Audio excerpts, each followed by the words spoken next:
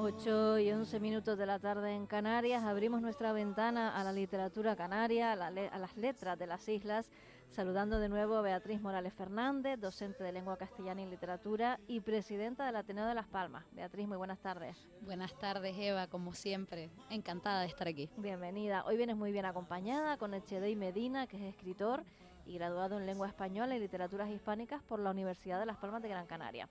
Echedei, muy buenas tardes. Buenas tardes, Eva, y buenas tardes a ti. La saludo a los dos.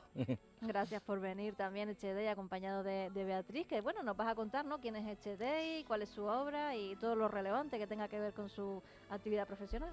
Pues sí, bueno, qué decir de Echedei, ¿no? Efectivamente, un gran escritor, poeta empedernido, graduado en la Universidad de Las Palmas de Gran Canaria, donde incluso llegamos a coincidir y que, bueno, siempre ha estado vinculado al ámbito literario en encuentros desde el año, pues, 2018, 2019, en grupos literarios, desde que era muy jovencito, porque estamos hablando de un poeta que no llega ni a la treintena, un poeta joven. Hoy hemos traído una nueva voz de la literatura canaria y desde muy joven ya participaba en encuentros, en tertulias, también en un proyecto radiofónico en Radio Moya, también ha sido comisario en una exposición temporal sobre Pino Ojeda y todo ese ambiente literario le ha llevado pues a participar por un lado en ferias de literatura del archipiélago como fue Fleje en La Palma hace 2 añitos y pues a un primer poemario que fue una segunda oportunidad sobre la tierra y ahora el que también nos ha traído hoy aquí, Nervio Séptimo.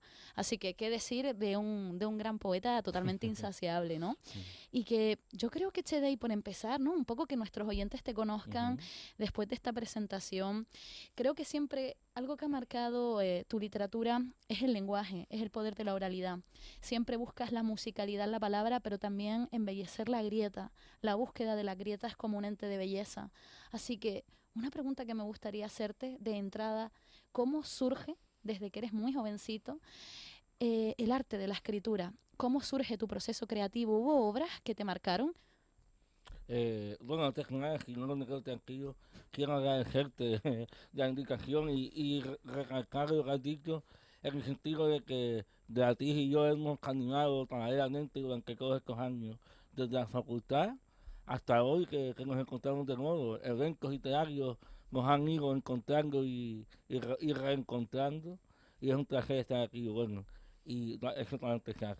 Y contestando a tu pregunta, de alguna forma remitirnos a mi última obra, en el séptimo, es hablar de, de un compendio de voces que yo traía en la sangre, digamos. Y en mi curiosidad insaciable, nunca hubo solo el libro como formato físico, sino el conocimiento, el aprendizaje. Yo leía tanto de novelas de García Márquez como de cómics de Notario Filemón, o de las historias que me contaba mi abuelo o mis vecinos, ¿no? O los romances que sabe de memoria mi abuela y su hermana, que por cierto, un dato anecdótico, yo soy de Carretería de Moya, un barrio de Moya, y por parte de mi abuela había unos primos que eran hermanos, unos primos de ella, y los llamaban los poetas de Norama. Qué vaya, qué bueno, qué bueno. Así que todo ese bagaje oral también ligado al mundo rural insular nuestro, a todo el dolor, el sentimiento que hay ahí, ha sido un poco el seguimiento de lo que hoy más o menos soy, ¿no? Wow. Pues mira, una de las preguntas que me propone Beatriz para esta tarde, para hacerte, Echedei, es ¿qué es la literatura para ti? Y ella dice, ¿la vida misma como material novelable o los libros que escuchamos o leemos? Una mezcla de ambas, pues algunas de estas ideas las trabajas en tu última obra. Sí. La literatura para mí es remitiéndome a mi propia piel, a mi propio cuerpo, es un juego de máscaras a veces.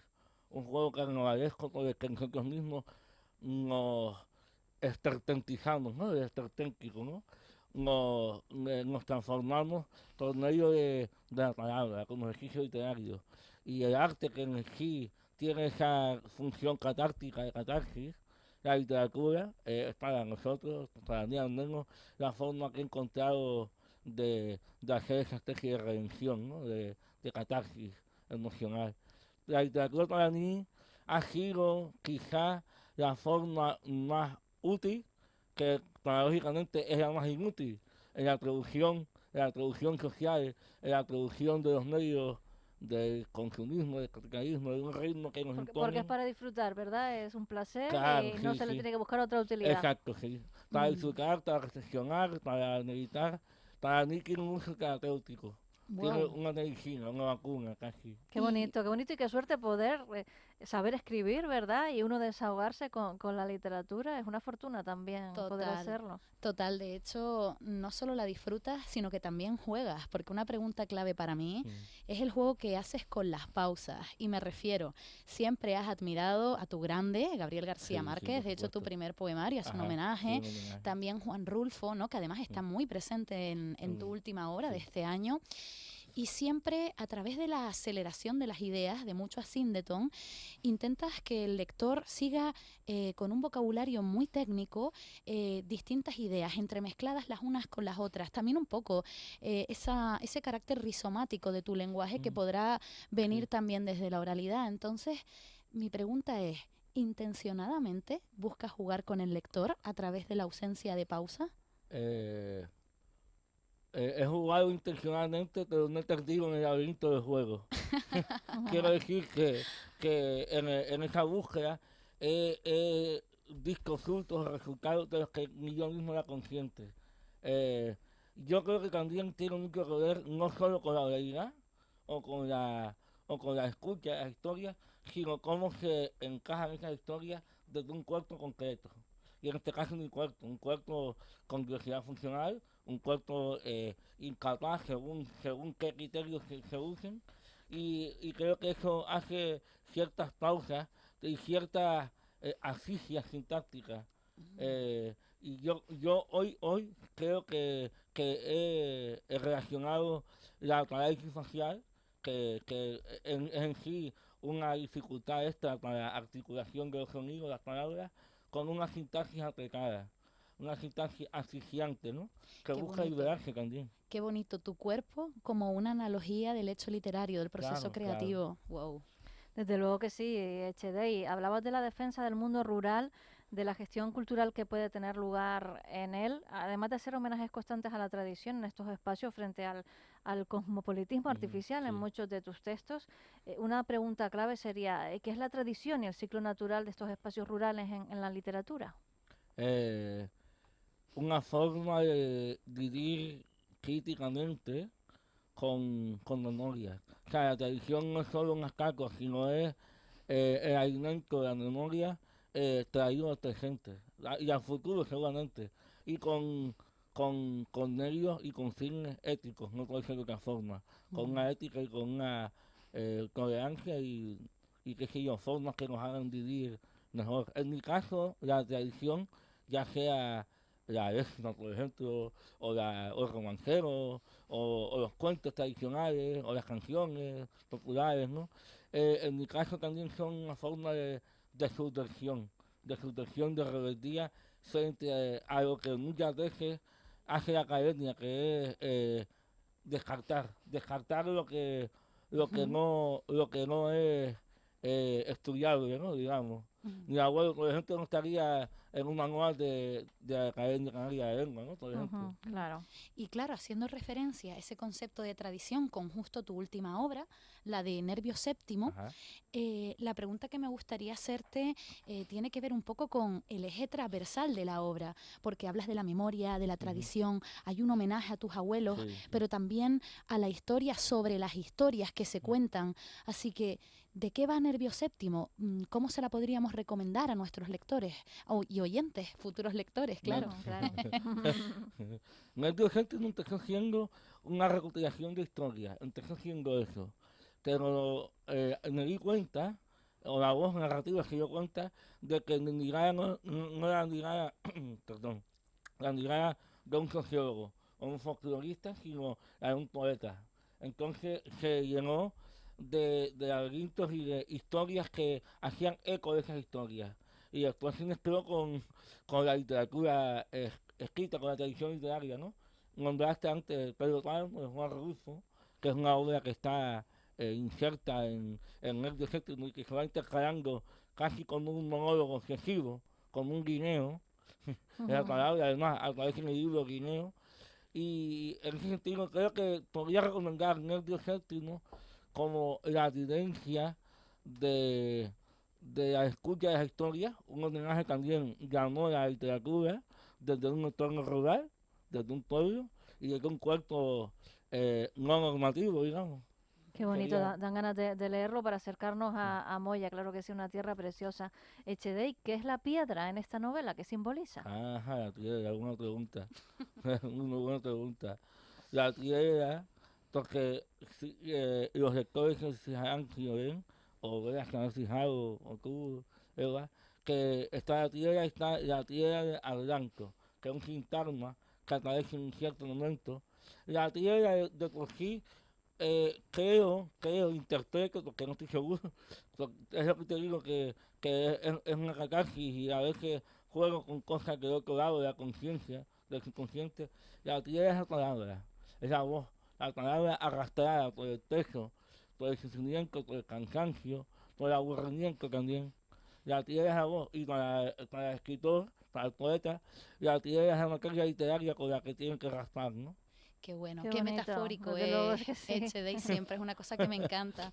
De hecho, a mí me gustaría que pudiésemos leer un fragmento, Por favor, Echedey, encantado. porque bueno, nosotros teníamos una conversación previa y yo le hablé de que algo que me llamó mucho la atención fue su relación con la tierra, ¿no? El elemento vinculado a todo lo que es la esencia de las cosas, esa piedra que cae en la tierra. Sí. Y me gustaría que hiciésemos una lectura dual, que justo está en la página, en este caso, si no me equivoco, 45, no, 43.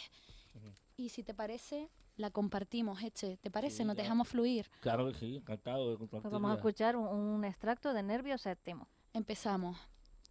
La tierra, la que no se mide por generaciones, la que tiene en su minúscula composición la partitura de la nada, a la que frustradamente los hombres deciden sacarle el esfuerzo y las lágrimas, el máximo rendimiento y la sangre, el diamante y la excelsitud, a pesar de que toda una vida en vano para nada. Tal sintagma debe ser el lema de la tierra, pues sin duda nos sepulta a todos y tal vez a sí misma se autodestruye y se salva por nada, por la condición de haber sido y ser tierra. Nada más que por tierra sepulta graciosamente a los jugadores de su historia, los que han dedicado toda la salud, todas las funciones de las manos a ilustrarla, a refinarla, a dar más de sí su maternidad silenciosa, generaciones enteras sentadas en la tierra atendiendo a su dicción productiva, su quimera de formación solitaria, y empresa grande minimizada siempre por el centro de la mecánica de la tierra, la autodestrucción y la efemeridad, la maternidad generosa y la generosa ruina, su cruz. Qué bonito. Desde luego que sí. Esa alusión que haces, ¿no? Esa alegoría de la tierra, la maternidad, el eje central del que partir, ¿no? Y que se vincula también al concepto historia. Algo que me llamó mucho la atención en ti fueron dos conceptos en esta obra, ¿no? El concepto del lenguaje y el concepto de la naturalidad de las cosas, ¿no? Que muy vinculado a la historia. Entonces, me gustaría hacerte un poco una pregunta tirando a filosófica, que yo sé que a ti te encanta el lenguaje como proyección del alma, que es la historia que se repite una y otra vez cuando estás tomando ese café en Nervio Séptimo, escuchando, que luego de repente se transforma en una copa de vino. Esa historia que se cuenta una y otra vez, la piedra está ahí de forma numerada, constante. ¿Es siempre la misma historia o lo bueno de volver a contar la historia de nuevo genera una nueva versión? La historia es siempre la misma con variantes. La historia, en el fondo, es la historia del dolor y del sufrimiento.